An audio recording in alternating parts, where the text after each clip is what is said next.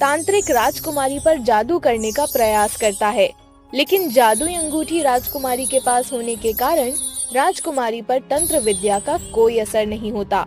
राजकुमारी लगातार तपस्या कर रही होती है। आखिर राजकुमारी के ऊपर मेरी विद्या का प्रभाव क्यों नहीं पड़ रहा है? मैं इस तंत्र विद्या के विषय में कुछ नहीं जानता। मैं बस इतना जानता हूँ कि यदि राजकुमारी सुरभि सफल हो गई तो हमारी मृत्यु निश्चित है। हमारी योजना पर पानी फिर जाएगा तांत्रिक, पानी फिर जाएगा। कुछ करो वरना।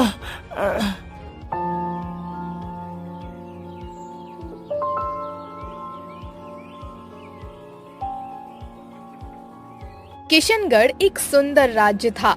वहाँ पर राजा प्रभाकर और रानी सुमति राज किया करते थे। किशनगढ़ पर देवताओं का विशेष आशीर्वाद था। कई साल पहले देवताओं ने इस नगर को एक इच्छा पूर्ति नदी प्रदान की थी। इस नदी में जो भी डुबकी लगाता था उसकी इच्छा पूर्ण हो जाती थी। एक दिन की बात है, नगर में एक सिद्ध महात्मा पधारे।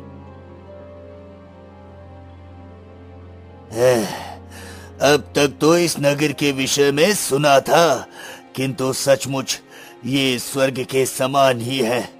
यहाँ एक सुंदर स्थान है, मुझे यहीं पर बैठकर तप करना चाहिए। हाँ।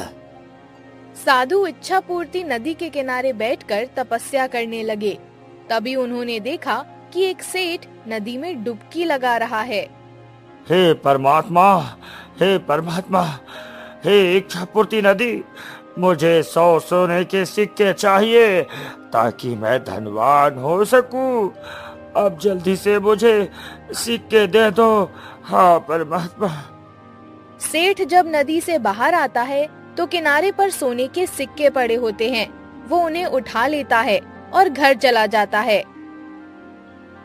अरे, इस नगर में ये क्या हो रहा है?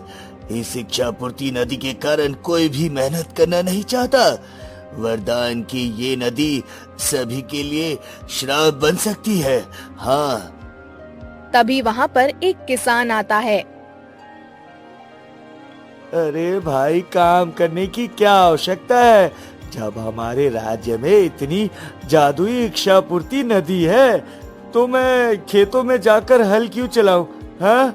अरे मुझे तो बढ़िया आराम करना चाहिए। किसान नदी के अंदर जाता है और कहता है, हे इच्छा पूर्ति नदी, मुझे 2 थाली भोजन दे दो। आज मेरी कार्य करने की कोई इच्छा नहीं है। अब भोजन देखकर पत्नी भी प्रसन्न हो जाएगी, क्योंकि उसे भी कोई कार्य करना नहीं पड़ेगा ना। किसान नदी से बाहर आता है और 2 थाली भोजन लेकर अपने घर चला जाता है। ये क्या हो रहा है? किसान यदि हल नहीं चलाएंगे तो राज्य में अकाल पड़ने लगेगा। मुझे अभी राजा के पास चलना चाहिए और उन्हें सारी बातें बताना चाहिए। साधु महल की ओर चल देते हैं।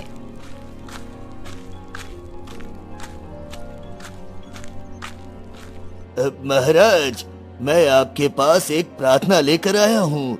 आप मेरी इस प्रार्थना को अवश्य स्वीकार करें। इसी में आपके राज्य की भलाई है महाराज।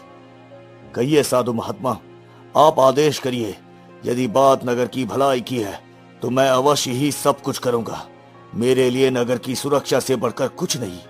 हाँ महाराज, मुझे लगता है नगर में जो इच्छा पूर्ति नदी है उसे बंद कर देना चाहिए। वही इच्छा पूर्ति नदी नगर के सभी लोगों को आलसी बना रही है। कोई भी व्यक्ति अपने कार्य करने में रुचिकर नहीं है महाराज। क्या ये आप किस तरह की बात कर रहे हैं साधु महात्मा? उस नदी को देवताओं ने हमें आशीर्वाद के रूप में दिया है। यदि हम उस नदी को बंद कर दे तो ये अवश्य देवताओं का अपमान होगा। अपमान नहीं राजन, हमें उस नदी का प्रयोग तभी करना चाहिए जब उसकी आवश्यकता हो। नगर के लोग मेहनत करने के स्थान पर नदी से अपनी इच्छा पूर्ण कर लेते हैं।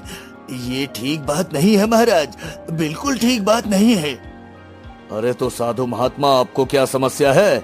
मेरे नगर के लोग प्रसन्न हैं। मैं नदी पर उनका आना जाना बंद करके उन्हें कष्ट नहीं पहुंचा सकता। यदि आपकी कोई इच्छा हो तो आप भी नदी में डुबकी लगा सकते हो। आपकी इच्छा भी पूर्ण हो जाएगी। हाँ। आप मेरा अपमान कर रहे हैं राजन। आप जानते हैं कि मैं एक सिद्ध साधु हूँ। अपनी इच्छाओं का त्याग करके मैंने ये सिद्ध प्राप्ति की है और आप मेरे इस कर्म का उपहास कर रहे हैं। हाँ। अरे साधु महात्मा, प्रतिदिन भिक्षा मांगने के स्थान पर यदि नदी में एक डुबकी लगाने से आपको भोजन प्राप्त हो जाए तो फिर आपके लिए ही अच्छा है। आप भी जाइए और उस नदी का लाभ उठाइए। हाँ। बस राजन बस, आपने मेरा बहुत उपहास कर लिया है। एक साधु का उपहास, वो भी इस प्रकार के भरे दरबार में। मैं आपको श्राप देता हूँ, वो इच्छा पूर्ति नदी आपके वंश को समाप्त कर देगी। इस संसार में जो भी आपको सबसे अधिक प्रिय है वो इच्छा पूर्ति नदी में डूबकर समाप्त हो जाएगा। हाँ, मैं तुम्हें श्राप देता हूँ महाराज। साधु गुस्से में वहां से चले जाते हैं।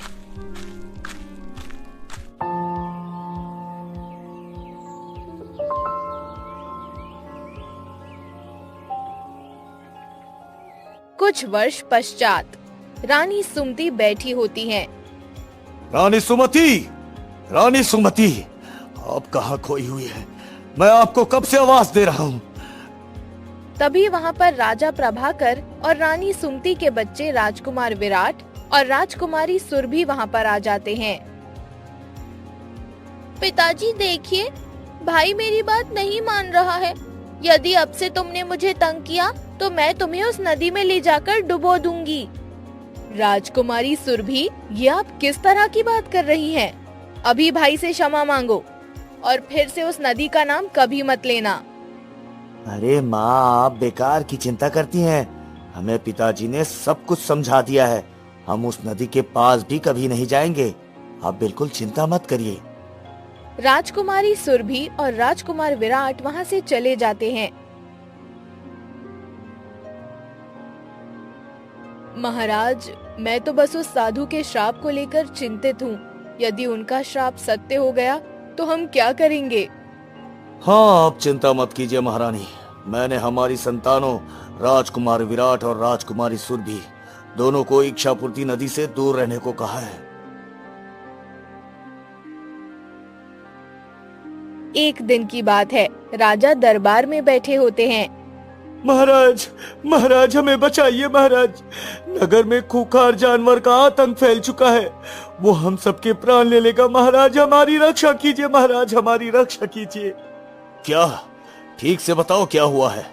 तुम राज दरबार में हो, मैं तुम्हारी सुरक्षा अवश्य करूंगा। महाराज, नगर में खूंखार शेर आया है जो मनुष्यों का भोजन करता है। वो नगर वासियों को पकड़ पकड़ कर खाता जा रहा है महाराज। अरे तुम चिंता मत करो, मैं अभी तुम्हारे साथ चलता हूँ और उस खूंखार शेर का अंत कर देता हूँ। हाँ, रुकिए पिताजी, ये अवसर मुझे दीजिए। मैं उस खूंखार शेर को खत्म कर दूंगा। नगर के लोगों को सुरक्षित करने का मेरा भी दायित्व है।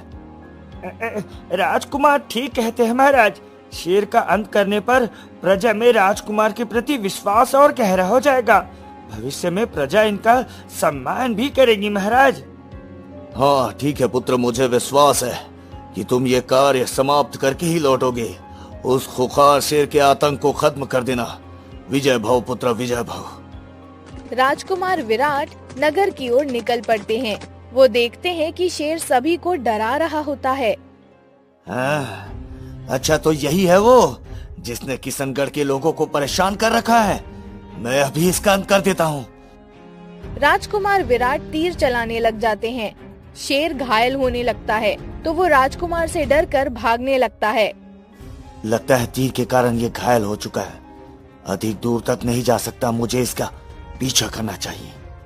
राजकुमार विराट शेर का पीछा करने लगते हैं। शेर इच्छा पूर्ति नदी की ओर भागने लगता है। पिताजी ने इस क्षेत्र में आने से मना किया है, किंतु प्रजा की सुरक्षा करना भी आवश्यक है। अब मुझे जाना ही होगा। राजकुमार विराट इच्छा पूर्ति नदी के पास जाते हैं। तभी शेर उन पर हमला कर देता है। विराट इच्छा पूर्ति नदी में गिर जाते हैं और शेर वहाँ से भाग जाता है। अनर्थ हो गया महाराज, अनर्थ हो गया, अनर्थ हो गया महाराज। क्या हुआ मंत्री जी? जल्दी बताइए हमें, आप इस प्रकार घबराए हुए क्यों हैं? बताइए मंत्री जी। महाराज, राजकुमार विराट अभी तक नहीं लौटे। कहा जा रहा है कि शेर ने उन पर हमला किया है और वो इच्छापूर्ति नदी में डूब गए हैं महाराज। नहीं नहीं, ऐसा नहीं हो सकता। उस साधु महाराज का श्राप सत्य हो गया। मेरा पुत्र हमें छोड़कर चला गया।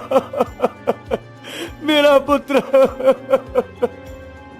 तभी वहाँ पर रानी सुमति और राजकुमारी सुरभि भी आते हैं। महाराज, उस साधु का श्राप सत्य हो गया। अब हमारा पुत्र कभी लौटकर नहीं आएगा। हमारा वंश समाप्त हो गया महाराज। माँ, पिताजी, आप चिंता मत करिए, मैं भाई को वापस लेकर आऊंगी। मैं जाऊंगी उस इच्छापूर्ति नदी के पास। आप देखना, भाई सुरक्षित घर वापस आएंगे। नहीं पुत्री, हम पहले ही राजकुमार विराट को खो चुके। अब हम तुम्हें कहीं नहीं जाने देंगे, कहीं नहीं जाने देंगे।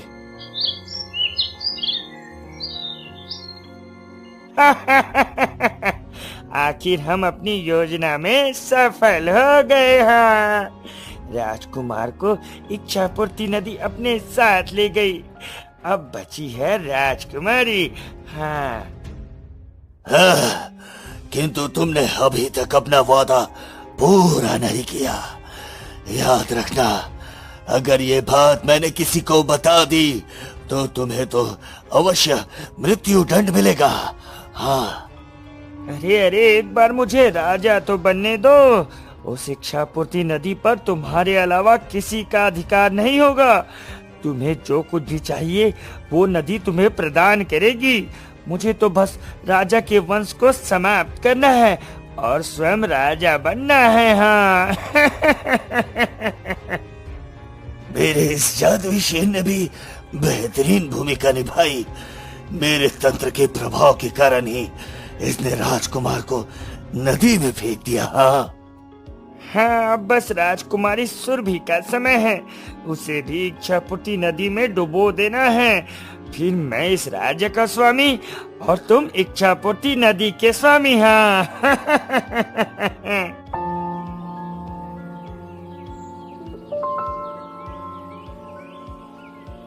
उधर राजकुमारी सुरभि विचार कर रही होती हैं।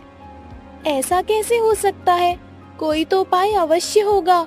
मुझे उस साधु से मिलना चाहिए जिसने ये श्राप दिया था। तुम कौन हो कन्या? अपना परिचय बताओ और इस जंगल में कैसे आई हो? मैं किशनगढ़ के राजा प्रभाकर की पुत्री सुरभि हूँ। आपसे सहायता की इच्छा लेकर आई हूँ।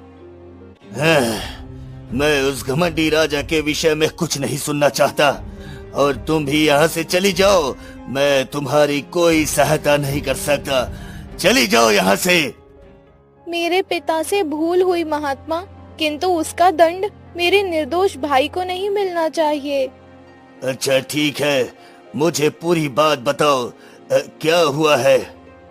कुछ दिनों पहले हमारे नगर में एक खूंखार शेर आतंक मचा दिया था।